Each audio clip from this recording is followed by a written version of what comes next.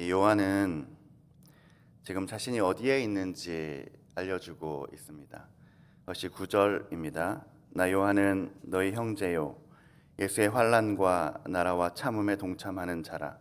하나님의 말씀과 예수를 증언하였으므로 말미암아 밤모라 하는 섬에 있었더니, 지금 요한은 이 밤모라는 섬에 유배당한 상태에 있습니다.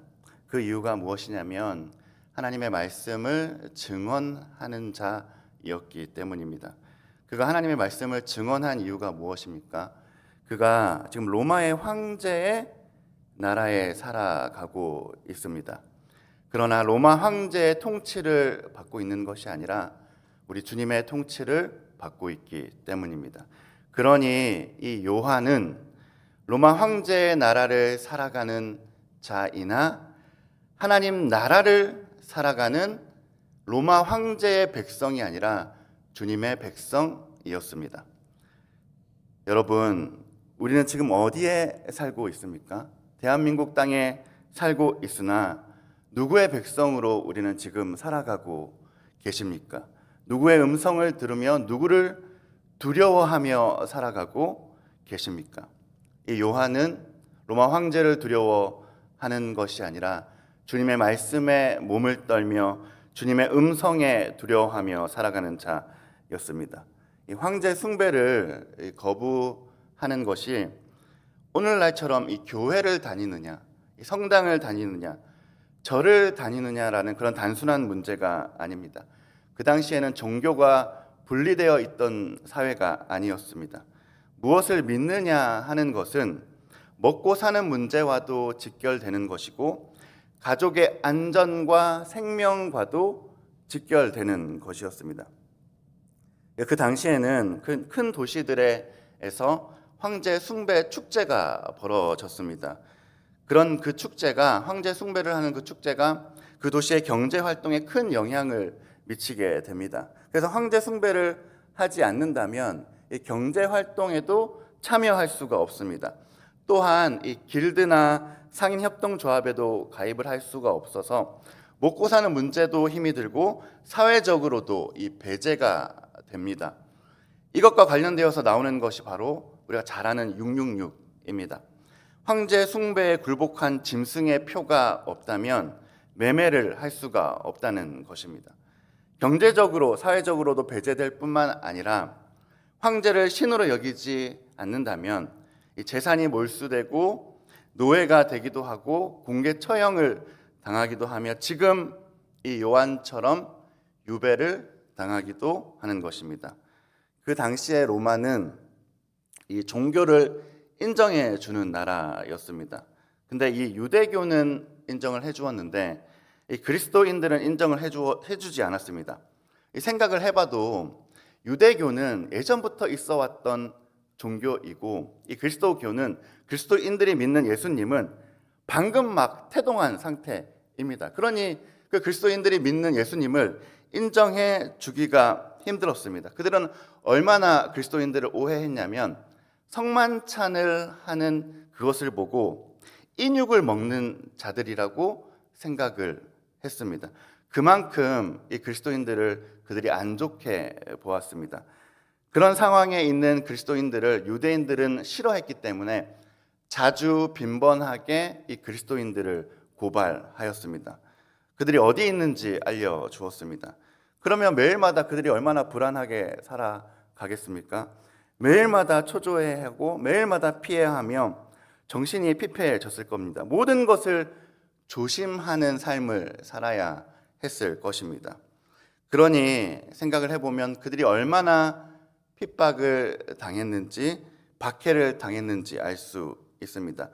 그런 상황에서도, 그런 순간에도, 그런 로마의 압박 속에서도, 핍박 속에서도 이 요한은 하나님의 말씀과 예수 그리스도를 증거하고 있습니다. 이것이 예수 그리스도의 환난에 동참하는 것일 뿐만 아니라 로마의 나라의 백성으로 사는 것이 아니라 하나님 나라의 백성으로 살아가는 것임을 요한이 지금 우리에게 알려주고 있습니다. 그러니 우리 역시나 지금 누구의 황제 나라에 살아가는지, 누가 대통령으로 있는 나라에 살아가든지 상관없이 하나님 나라의 백성으로 살아내야 하는 것입니다. 하나님 나라에 동참하며 살아가는 자가 되어야 하는 것입니다. 그리고 그 일에 있어서 요한이 이렇게 고백을 합니다. 예수의 환난과 나라와 또한 참음에 동참하는 자라고 자신을 고백하고 있습니다. 여러분, 하나님 나라를 살아간다는 것이, 예수님의 환난에 동참한다는 것이, 주님을 증거한다는 것이 단순히 한 번만 하는 것이 아니라는 것이죠. 끊임없이 참고 끝까지 인내하며 끝까지 참으며 이 길을 걸어가야 한다고 참음이라고 우리에게 알려주고 있습니다. 한두 번이 아니라 끝까지 이 일을 참으며 한다는 것이 정말로 쉬운 일이 아닙니다, 여러분. 이 일이 어찌 쉽겠습니까? 한두 번은 참아도 인생의 삶의 전부를 어떻게 이렇게 살 수가 있겠습니까? 이것이 어찌 가능한 일입니까? 그렇다면 참으며 인내하며 하나님 나라에 동참하기 위해서 무엇이 필요합니까? 지금 이 상황에서 요한이 인내할 수 있을 이유가 무엇인지 알려주고 있습니다. 그것이 무엇이냐면 교회를 다스리시는 분이 누구인가를 깊게 아는 것입니다. 지금 이 요한과 함께하고 있는 분이 누구인가를 깊이 깨닫는 것입니다.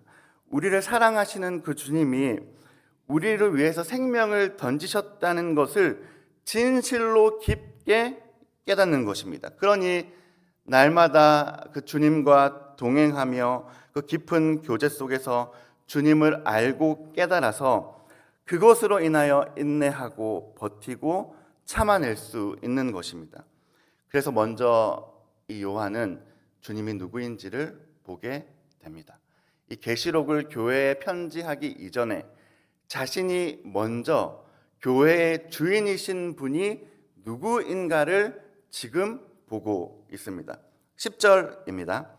주의 날에 내가 성령에 감동되어 내 뒤에서 나는 나팔 소리 같은 큰 음성을 들으니, 요한은 이제 나팔 소리 같은 큰 음성을 듣습니다. 이 출애굽기에서는 시내 산에서 하나님의 음성이 들려올 때 무엇이라고 표현하냐면 나팔 소리와 같다라고 표현을 합니다.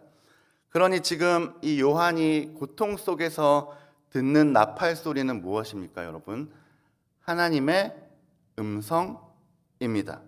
늘 변하고 속이고 거짓말로 가득한 그 짐승의 소리가 아니라, 세상의 소리가 아니라, 또 누군가의 소리가 아니라 변하지 않으며 반드시 지켜지며 진리이신 하나님의 음성을 요한이 나팔 소리로 듣고 있습니다.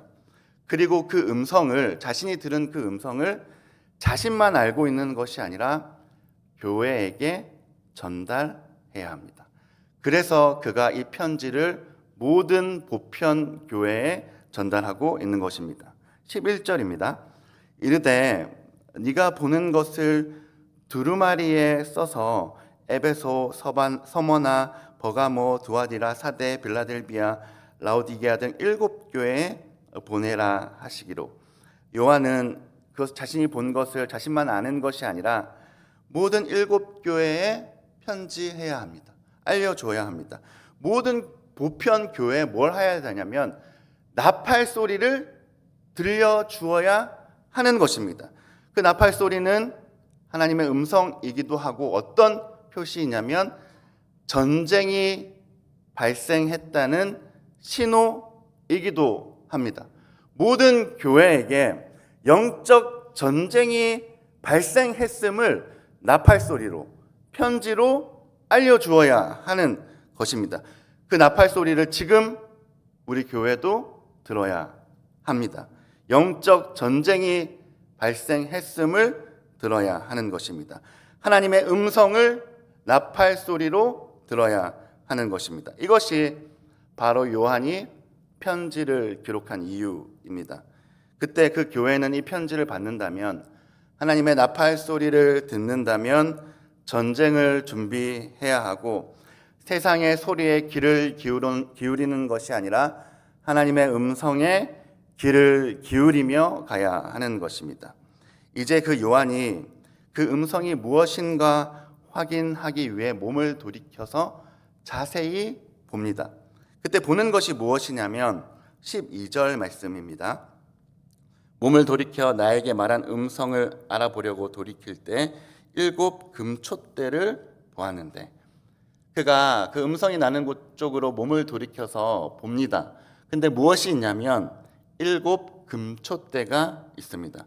여러분, 7 금촛대가 무엇이냐면 20절, 오늘 20절 마지막에 보면 7 촛대는 7 교회니라 라고 말합니다. 그러니 다른 것을 상상할 필요 없이 지금 계시록에서 말하는 그대로 7 촛대는 교회입니다. 바로 우리입니다. 그러니 요한이 그 나팔 소리가 나는 곳으로 뒤를 돌아보니 촛대가 있는 것이고 그 촛대는 교회입니다. 그런데 그 촛대 사이에 거닐고 있는 자가 있습니다. 그것이 13절입니다. 촛대 사이에 인자 같은 이가 발에 끌리는 옷을 입고 가슴에 금띠를 띠고, 그런 요한이 본 것이 무엇이냐면 교회 위에 인자 같은 분이 거닐고 있는 모습을 지금 보고 있는 것이죠. 그렇다면 이 교회 위에를, 촛대 위를 거닐고 있는 인자 같은 분은 누구일까요? 그것이 중요합니다. 그러니까 이것을 보고 요한이 예수님이 누구인가를 깨닫게 되는 것입니다. 인자 같은 이가 누구이냐면 다니엘서 7장에 나옵니다. 이 다니엘서 7장을 보면 4마리의 짐승이 등장을 합니다.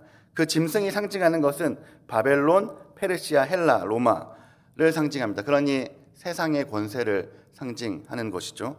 그런데 그 인자 같은 이가 하늘에서 내려와서 그 짐승의 권세를 모두 다 빼앗습니다. 이게 다니엘서의 내용입니다.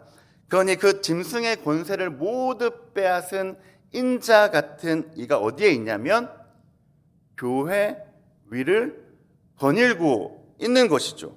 그래서 그 교회 위를 거닐고 있는 인자 같은 자를 요한이 자세히 한번 봅니다. 그 모습이 어떠하냐면 발에 끌리는 옷을 입고 가슴에 금띠를 띠고 있고 그의 머리와 털의 희기가 흰털 같고 눈 같으며 그의 눈은 불꽃 같고 그의 발은 풀무불에 단련한 빛난 주석 같고 그의 음성은 많은 물소리와 같으며 그의 오른손에 7 별이 있고 그의 입에서 좌우에 날선검이 나오고 그 얼굴은 해가 힘있게 비치는 것 같더라.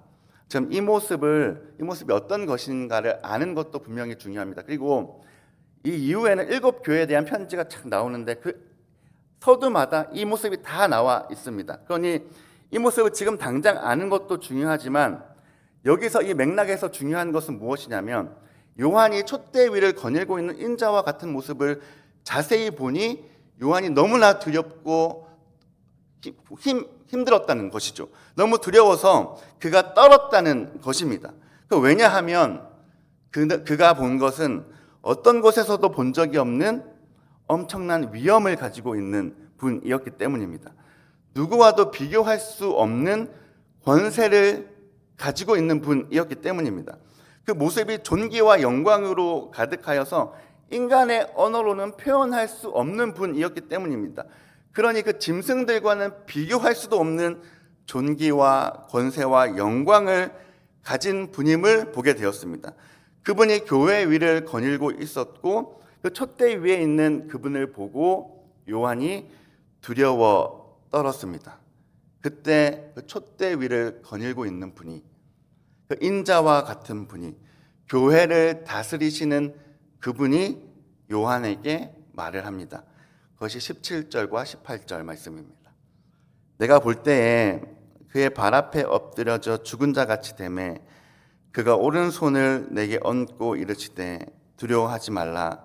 나는 처음이요 마지막이니 곧 살아있는 자라. 내가 전에 죽었노라 볼지어다. 이제 세세토록 살아있어 사망과 음부의 열쇠를 가졌노니. 지금 그 앞에 엎드린 요한이, 두려워서 떨고 있는 요한이 그 앞에 엎드렸는데 그 인자와 같은 이가 어떻게 하고 있냐면 요한의 어깨를 탁 만집니다. 그리고 말하죠. 요한아, 두려워하지 마라. 알아듣기 쉽게 설명하면 지금 무엇을 하고 있냐면 요한아, 두려워하지 마. 바로 나야. 내가 너와 함께 했던 예수 그리스도야. 내가 죽었다가 살아난 그 바로 너와 함께 했던 예수 그리스도야 라고 알려주는 거죠. 떨고 있는 요한에게 어깨를 만지며 요한아, 두려워하지 마라. 내가 너와 언제나 함께 했던 주님이다 라고 말을 하고 있는 거죠. 내가 십자가에 죽었으나 부활한 바로 너와 함께 했던 예수 그리스도다 라고 알려주는 것입니다. 그리고 요한에게 말하죠. 요한아, 짐승들이 사망의 음부의 권세를 가진 것 같으나 너를 죽이고 하는 것 같으나 그러나 그 사망의 음부의 권세를 내가 가지고 있다. 그러니 두려워하지 말고 나와 함께 하자라고 말하는 것이죠. 사랑하는 여러분, 주님이 세상의 권세 앞에 떨고 있는 교회에게 내가 누구인지 알려주고 있습니다. 교회 위를 거닐고 있는 분은 짐승의 권세를 가진 자들보다 더 강력한 권세를 가지고 사망의 음부의 권세의 열쇠를 쥔 분이라고 요한에게 알려주고 있습니다. 그래서 요한에게 요한아, 사망의 권세를 가진 그 짐승들에게 엎드리지 말고 나와 함께 어린 양을 따르며 걸어가자라고 말하는 것입니다. 이것을 지금 모든 교회에게 요한이 편지를 하고 있습니다. 이것을 모든 교회에게 전해라고 말씀합니다.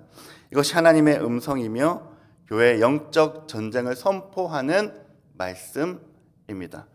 그러니 우리가 세상의 권세를 두려워하는 것이 아니라 교회의 주인이시며 교회 위를 거닐고 계신 그분 앞에 나아가 엎드리며 그분을 따르는 우리가 되기를 소망합니다.